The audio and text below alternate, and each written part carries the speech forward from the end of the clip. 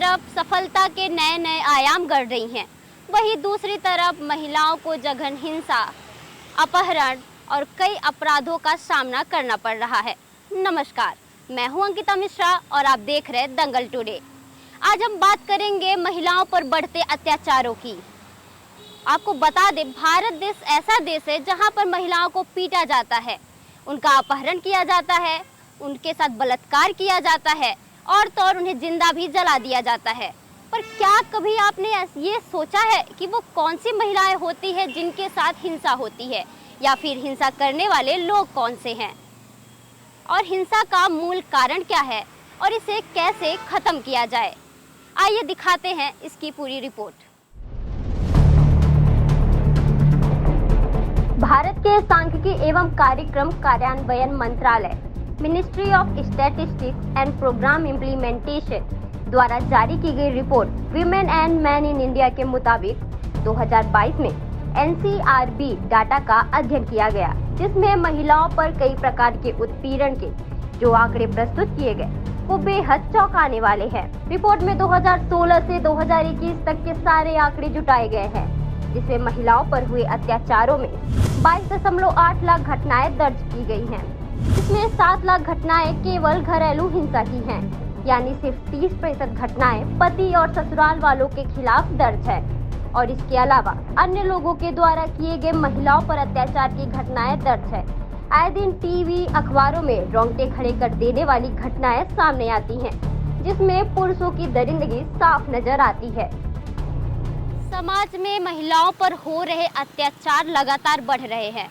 इन अत्याचारों के बढ़ने की सबसे बड़ी वजह है समाज में लोगों की सोच, जिस वजह से बेटियां अपने घर के आंगन में ही गाड़ कर मार दी जाती हैं, जिस वजह से बेटियों को जिंदा जला दिया जाता है, तो कहीं जहर खिलाकर मार डाली जाती हैं, और तो और लड़कियों को पेड़ से लटकाकर जिंदा मार दिया जाता है, तो कभी कुएं में धकेल कर, तो कभी छत से धक्का देकर।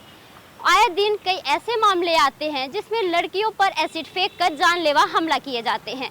कुछ घटनाएं तो ऐसी भी है कि लड़कियां पेट में ही पैदा होने से पहले ही मार दी जाती हैं। लेकिन इन सभी घटनाओं के लिए सिर्फ पुरुषों को जिम्मेदार ठहराना सही नहीं होगा। इन घटनाओं के लिए जितने पुरुष जिम्मेदार हैं, उससे ज़्यादा महिलाएं हैं, क्योंकि महिलाएं चुप्पी साधी रहती हैं, वो इन सब चीज़ों का विरोध नहीं करती हैं। देश में कई ऐसी घटनाएं हैं जिसे सुनकर लोगों के रोंगटे खड़े कर देते हैं।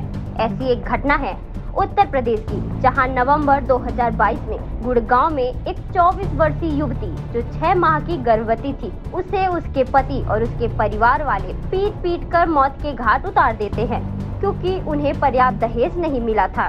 वहीं दूसरी घटना हाल ही में घटित हुई है, जिसमें एक 12 वर्षीय मासूम को उसका ही सगा भाई मौत के घाट उतार दिया, क्योंकि लड़की का पहला पीरियड आया था, जिसके कारण उसके कपड़े में खून के धब्बे लगे थे, जिसे देखकर लड़की के भाई को लगा कि उसकी बहन का किसी लड़के के साथ संबंध है, जिसके मात्र शंकावश भाई ने बहन को लगातार 3 दिन तक मारा, जिसके कारण लड़की की मौत हो गई। ये हत्याएं इसलिए हुई क्योंकि वह लड़की थी। वह लड़की थी इसलिए पहले अपने पिता की, फिर भाई की, फिर होने वाले पति की और फिर बेटे की प्रॉपर्टी थी। उसका खुद का कोई वजूद ही नहीं था। यह हत्या इसलिए हुई क्योंकि पूरे देश में मनुष्यता की, करुणा की, भलाई की, इंसान इंसान के बीच बराबरी की, औरत मर्द के बीच प्रेमपूर्ण, सौहार्दपूर्ण रिश्तों की कमी है। समाज सिर्फ पुरुषवादी बन चुका है, जहां पुरुषों को लगता है वो कुछ भी कर सकते हैं, जिस वजह से आज भी इस देश में हर साल सैकड़ों लड़कियां अपने माँ बाप, भाई और परिवार वालों के हाथों मार दी जाती हैं।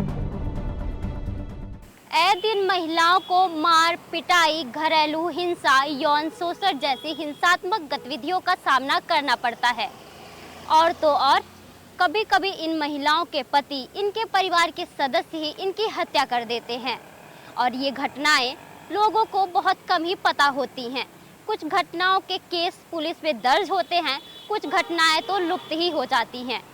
वहीं कुछ ऐसे भी मामले होते हैं जिसमें लड़की के सगे संबंधी ही शामिल होते हैं। आरोपी लड़की के पिता, मामा, चाचा, मौसा जैसे लोग होते हैं। और सबसे हैरानी की बात तो ये होती है, इन सारी घटनाओं के बारे में घर की महिलाओं को पता होता है, लेकिन सब जानते हुए भी महिलाएं चुप्पी साधी रहती हैं। वो इन सारी बातों का विरोध नहीं करती है, जबकि उन्हें लड़की के हित के लिए आगे बढ़ना चाहिए और उनका विरोध करना चाहिए।